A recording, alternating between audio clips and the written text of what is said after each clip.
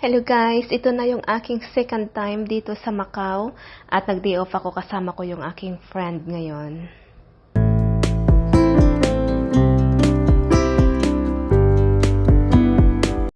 Hello guys, nandito na naman ulit ako para i-share sa inyo ang aking adventure kasama yung aking friend, yung aking best friend guys. So napili namin na place of destination ng aming day off ang Macau guys, and sa video ito i-share ko sa inyo yung mga places doon, yung mga tourist spot doon na kadalasan pinupuntahan ng mga turista guys. And yes, yung pamasahe pala namin dito sa bus from immigration dito sa Hong Kong guys, going to Macau is 65 Hong Kong dollars. Before is 60, pero tumaas na siya, naging 65 na guys. So ayan. And ang kailangang documents na dapat dalhin ninyo papuntang Macau guys, kung dito kayo galing sa Hong Kong, is yung nyo, ID and passport. Importante talaga yun guys. So ako, nag-screenshot na rin ako ng, kumbaga, pinicturean ko na rin yung contract ko, just in case lang na hanapan ako and yung visa ko, ganun guys. So actually, yung visa nakadikit naman yun sa aming passport. And magdala kayo guys ng coins. Accepted sa Macau ang Hong Kong money. And pero dapat marami kayong coins kasi yung mga buses sa Macau guys is kailangan ng $6. Every drop doon parang $6 yata ang bayad guys. So mas maigi na marami kayong coins guys kasi mahirap pag buo yung pera nyo, ganun. And yung ticket pala sa doon sa immigration guys, pwede kayong gumamit ng octopus. So ayan na nga, on the way na kami dito sa going to Macau, and ito yung pinaka glamorous na project ng Hong Kong guys, itong Zhuhai Macau Bridge na ito guys. Super tagal lang natapos ito and super laki ng budget nito. And yung sa kalagitnaan nito guys is dadaan tayo ng underwater sea tunnel. So napaka the best tingnan and napaka blessed if you pag naano ka guys, pag natapat ka diyan sa front ng bus, talagang ma-enjoy mo yung view. So napakalaki ko and ng friend ko dahil doon kami dito kami natapat sa front sa unahan talaga guys ng bus guys, sa second deck ng bus. So kaya ayan na namnam namin yung view ng Macau Bridge and ng Zhuhai Macau Bridge. Ayan. Hong Kong Zhuhai Macau Bridge guys. So ayan. So, medyo mahaba-haba ang biyahe. Actually, hindi talaga totally mahaba. Like, let's say 45 minutes from there, from Hong Kong to Macau, guys. So, ayan. So, dito, actually, itong plan namin na ito ng friend ko, guys, is unplanned ito. Hindi namin, what I mean is, napagplanuhan namin mag-Macau, pero yung date is na-set namin by, hindi pa sa ngayon, maybe around next month, ganon. But dahil medyo na-stress ako, na-stress ako, guys, kaya biglang nag-decide ako na mag-Macau kaming dalawa. And yun, sinama ko na rin yung isang kasamahan namin sa school, yung friend kong bago, si ate, na sabi ko sa kanya, dahil sinabi niya, actually nanggaling na rin naman ako sa Macau noon, kaso kasama ko yung mga boss ko guys, so medyo iba yung trip, iba yung experience pagkasama mo yung mga amo mo kasi mostly nakadepend ako sa amo ko and by car kami. Kumbaga hindi ko na-explore totally, na hindi ko na familiarize yung mga places, yung mga daan kasi kasama ko yung amo ko. Kaya this time is talagang day off namin to ng friend ko, and sinama ko si ate. And yun nga guys, sabi niya nakapunta na rin siya sa Macau, kaya sabi ko sa kanya, so sige, tulungan mo kami doon, i-guide mo kami doon. So totally guys, na-enjoy namin yung travel namin dito sa Macau guys. Super talagang masasabi ko talaga na siya, na worth it. Alam niyo ba guys, na pag ako nagta-travel, in love talaga ako sa pagta-travel guys. Kumbaga doon ko ini-spend ang aking holidays, ang aking sarili sa pag-travel, mostly sa natures, but lagi kong sinusure na hindi dapat mako-compromise ang budget namin or ang budget ko. Kumbaga nagbabaon ako ng pagkain ko and tubig, and then pamasahe lang guys, pamasahe lang talaga. And dapat hindi talaga ako nagsha-shopping or whatever na bibilhin doon. Hindi. Minsan gusto ko rin kumain para ma-taste yung kanilang Kaso nung time na nandun kami guys, is nilibre na kami ng kanyang friend, ng kaibigan ko. Kasi may friend siya doon. So, nilibre kami, kaya hindi na kami nakagastos. So, ang total lang na nagastos ko dito, guys, is, ano lang siya talaga, 130. Kasi 65 plus 65, 130, guys. And, yung, $18 na bus, minibus nila. So, total, kasi nakatatlong minibus kami doon. So, ayun nga, so 6, 12, 18. So, yun lang talaga total ang nagastos ko, guys. Wala nang iba. Hindi ako mahilig gumastos pag ako gumagala. Ang pinaka main target ko kasi is to see the places and to enjoy the place, the people, to see their cultures. Yun. And then, mataste ang food nila, yung mga delicacies nila, ganun, guys. And to see talaga kung anong meron dyan and experience. Yan talaga ang isa sa mga reason na kung bakit ako mahilig mag-travel, guys. And tulad ng sinasabi ko sa inyo, dito ko dino-document lahat ng aking mga gala-gala, kasi ito yung talagang laman ng channel ko, guys, yung mga gala-gala ko. So ayan nga, guys, malapit na kami talaga. Itong video ito, guys, is nakafocus lang talaga sa Macau. So ito na, parating na kami dito. Inaano ko na lang talaga ito sa inyo, sinishare ko na lang yung experience ko dito. So, ayan guys, malapit na kami doon sa immigration ng Macau. Malapit na kami dumating. And by there, guys, hindi kayo maliligaw. Kasi madali lang. Maraming buses doon. And may mga signage naman. And madali lang hanapin yung mga place na gusto nyong puntahan. Besides, magkakadikit-dikit lang naman. Kung meron mang hindi talaga magkakadikit. Pero madali lang siyang hanapin. Kaya no worries kayo, guys. Ganun. So, ayan na, guys. Ito yung kanilang immigration dito sa building na ito. Yan, malapit na dyan. Ayan.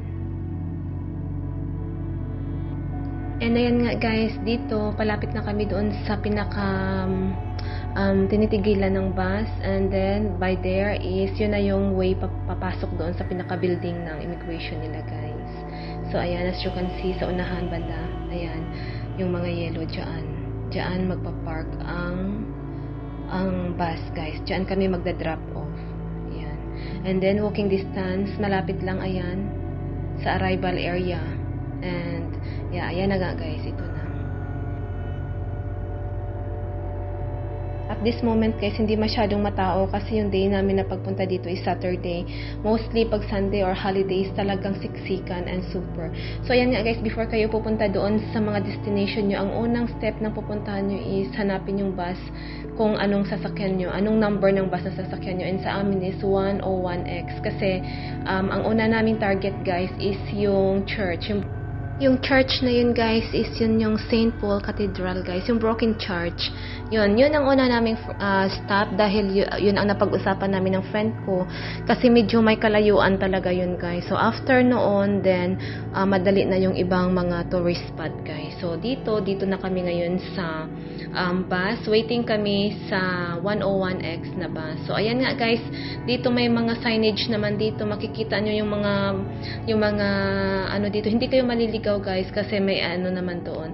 And by the way, guys, inabot kami ng higit 1 oras. Malayo pala talaga siya, guys, kasi isa sa dahilan is yung traffic and yung stop. Marami talaga siyang stop, guys. So, medyo agahan nyo talaga. So, next time, alam na namin yung gagawin namin. So, and ang unang dating namin, guys, is medyo naligaw kami or lumagpas kami ng ilang stop. Doon, simula doon lagpas doon sa, Sophie Hotel? I'm not sure kasi hindi ko na rin tanda, guys. So, ayan, doon kami napababa sa unahan noon. And then, ayan nga, guys, tumaan kami dito sa Eskinita. So, sinundo kami ng kaibigan ng aking friend na naka-assign sa Macau, guys. And, ayan, ang ganda ng kanilang mga Eskinita dito. Naalala ko yung travel ko sa Japan, guys, na kahit small, maliit lang siya. And, parang, yung iba is pataas. Napaka-aesthetic niya. Kaya sa ganun, napakalinis and talagang iba, guys. Iba talaga, tulad na sinasabi ko, iba ang experience pag kayo ay nagta-travel. Iba talaga, guys. So, ayan nga, guys. Ayan, malapit na kami doon. In a few minutes, mararating na namin yun. yung St. Paul Cathedral, guys. So, ayan nga, ayan yung naka-green is ang best friend din ng aking friend noong since high school pa sila, guys. So, I'm so glad na available siya that time para i-tour guide, i-guide kami dito sa Macau, guys. And of course, may mga nakikita din ako mga Pilipino dito. Ang dami din guys na nagtutour dito, guys. So, ayan, itong iskinitang ito is medyo, ano siya, guys, pataas.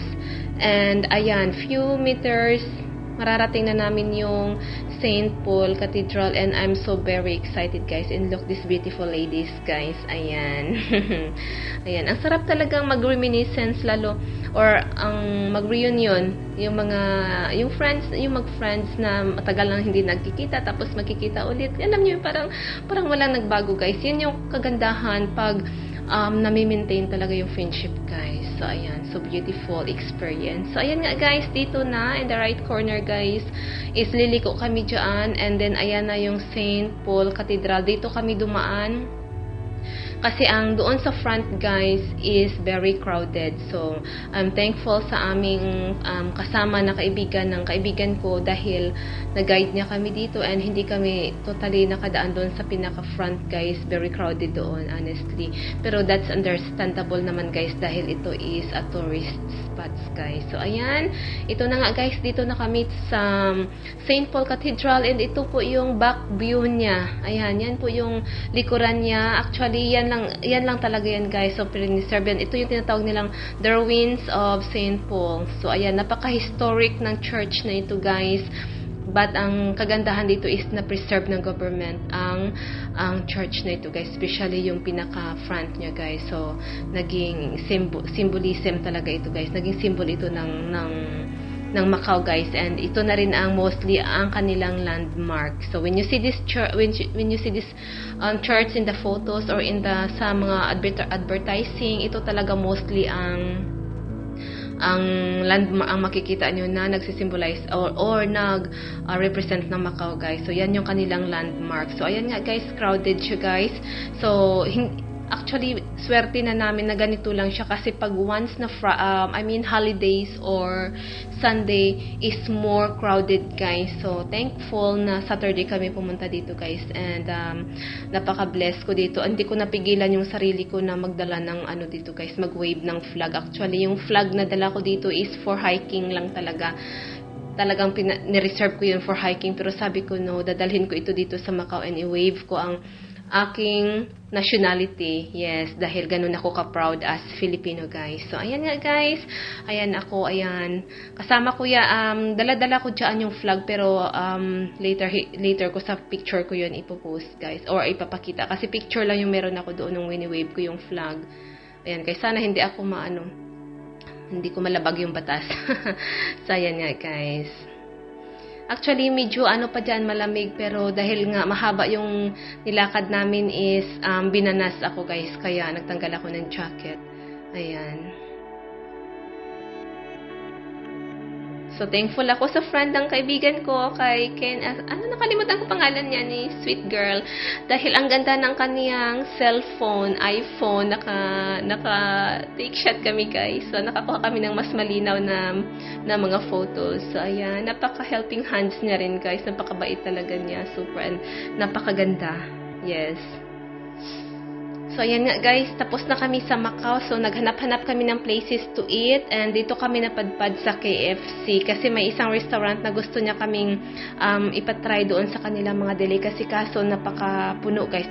Super full ang restaurant and walang vacant. And then, pag maghintay pa kami, is kakainin namin ang aming oras. Or aabutin kami ng ilang oras, guys, bago kami matapos doon. So, ayan, nag-KFC kami, guys. And then, after this, after ng KFC namin, ng lunch namin, dumiretso na kami going to Lisboa Hotel, guys, and others near closer spots, guys. So, ayan, dito na kami sa Lisboa, and as you can see, guys, super ganda talaga dito, guys. As in, ma-amaze kayo. And dito it is talagang mafu-full talaga yung mata nyo, guys.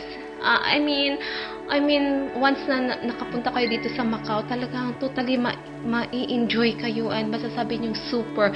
Especially pag gabi guys. One time before, nung nagbakasyon kami dito ng amo ko is nagstay kami for 3 days dito guys and nag-swimming pa kami sa Galaxy Hotel and then pinuntahan namin yung marami guys and talagang napaka brilliant, elegant, lahat na guys, napakaganda ng lights at night guys. So but hindi kami nagstay ng matagal dito kasi gusto pa naming mapuntahan yung ibang tourist spot tulad ng guys, yung City of Dreams.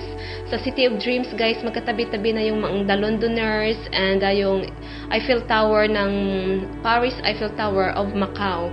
Tapos yung replica ng Tower ng Paris guys na nasa Macau and of course ang The Venetians and the Galaxy, yun magkakadikit-dikit na yun guys and talagang super ganda guys. Nakakuha kami ng maraming magagandang photo doon dito sa area na ito guys. Ayan, so super talaga guys. And of course yung Grand Canal nila dito guys sa Venetian guys is very nice, super. So but for now dito pa kami sa Lisboa near. Hindi ko alam kung ano ang pangalan ng street na ito or ng exactly, mostly kasi na ginagamit is yung lang guys, kung ano yung hotels na makikita mo and then yun. So ito ang way sa likuran ko and then sa front ko is ang Lisboa Hotel guys. So ayan. Hindi ko alam kung anong tamang pag-pronounce na Lisboa or Lisboa. I don't know. Yun, basta yun na yung nakikita ko guys and ayan, ginrab namin yung chance na makakuha ng maraming photos dito kasi we don't know kung makabalik pa kami dito or what, ganun guys. So ayan, hindi pwede talaga sa amin ng friend ko guys na once na kami ay nag-day off, talagang sinusulit namin yan. Talagang sabi nga nila or sabi ko, ina-advise ko, take more photos, take more videos or mostly photos guys kasi yan yung magiging memories nyo. Pagdating ng panahon guys, makikita nyo kung ano yung mga nyo, remembrance when you are young. Ganun guys. So, yan, makakagala kayo, makaka-travel kayo kahit tama lang yung budget nyo guys. Ang kailangan nyo lang gawin is plan it ahead of time and plan properly kung ano yung gagawin nyo, yung activity nyo and mostly be ready na dapat handa kayong mapagod guys like me. Talagang isa sa mga dahilan talaga sa akin is to walk and to see the every street, ganun.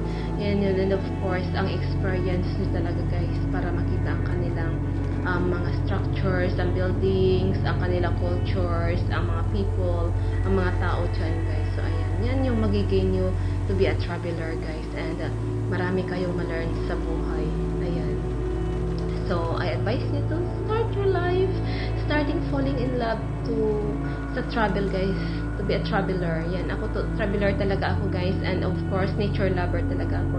And mostly if wala kami sa city, doon kami sa mga natures guys. Nag-hike din ako. So ayan, binabalance ko lang. Hindi pwedeng all is natures, all is hiking. Dapat ma-explore mo rin yung city life. So ito na nga guys, ayan, malapit na kami doon sa The Londoner. And I think yung building na yan guys is the Venetians. Yeah, maybe. So ayan guys, ang The Londoners guys, doon makikita nyo yung mga statue or like sa London, kung makikita nyo yan sa London guys, yung may original talaga doon na guard na nakatayo. Yes, nandyan din yan siya guys sa area na yan sa The Londoners guys. Kailangan nyo lang talagang i-explore super. And then there's some old telephones symbolize sa UK, you know, and yung big na orasan na yan guys. Ayan, so that area guys is like a castle, like basta guys, parang kastilyo siya guys, para siyang kaharian. Super ganda guys. And of course, nakapasok din kami sa loob niyan. And meron dyan na pinaka-spot para makakuha kayo ng magandang photo ng Eiffel Tower guys. And mayroon na dyan na bridge, footbridge going to the Venetian and Grand Canal guys. So ayan. So dito muna kami sa labas nag-explore and then kailangan makakuha muna kami ng maraming photos dito guys. And of course yung Eiffel Tower. And ito nga yun guys ang sinasabi ko sa inyo na parang castle. Super ganda niya guys dito. Talagang oh my god, na-amaze talaga ako So I hope so na sana ma-experience nyo rin yung ganitong experience na na-experience ko namin ng friend ko. So ang tanging ma-advise ko sa inyo guys, while you are young, habang kaya pa, habang may strength pa, habang may lakas pa, is travel guys. You don't need to spend a lot of money for travels. Ang kailangan nyo lang is ang pamasahe yun. Kung gusto nyo makasave, is plan ahead of time. Kung medyo malayo yung mga pupuntahan nyo guys, try to book a ticket as early as possible guys. Yan, para makaano kayo, maka-save kayo ng pera guys. And pag kayo gumagala, magdala lang kayo ng mga candy na yung especially yung for dehydration, para pag once na uhaw kayo, may relief kayo guys. And then of course some snacks, ganun, para hindi nyo kailangan bumili ng maraming pagkain na talagang kailangan mabusog, no, kasi maraming lakad yan. So pag puros pagkain guys, sometimes magkukos yan ng stomach pain or discomfort sa while kayo nag-i-explore guys. So yan ang masasabi ko is ano lang guys, talaga just go with the flow. Huwag ka sobrahan ng too much preparation. Ang the most important lang naman talaga sa pag-travel guys is yung ma-enjoy mo yung time mo, maka-relax ka, maka-breath ka guys, ganun. And of course, yung bang masasabi mo sa sarili mo, this is my time for myself. Ayan. So, iba talaga guys. Kaya, ako is isa ako sa nag-encourage sa mga kapwa ko, kababaihan, to keep time for yourself, love yourself, and of course, save money and travel sometimes. Yun lang talaga ang masasabi ko. Kasi ang time is mahirap nang ibalik guys. Ang pera, like, kung maging practical tayo, hirap kitain ng pera, honestly.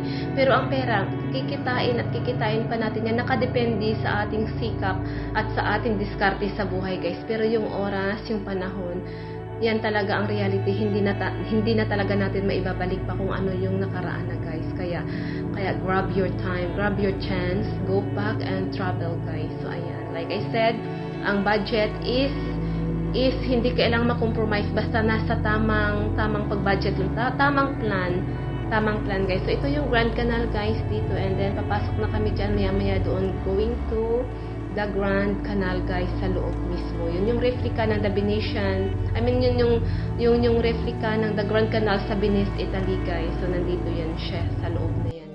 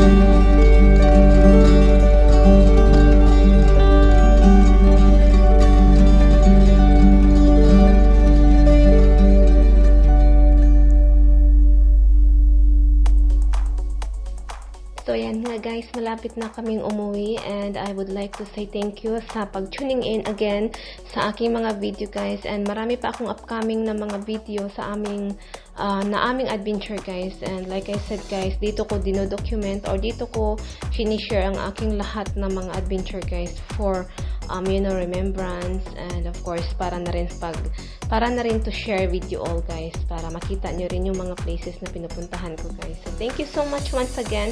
And ayan guys, pabalik na kami sa Hong Kong. So again, yung biyahe namin is around 45 minutes only guys. So thank you so much. Thank you.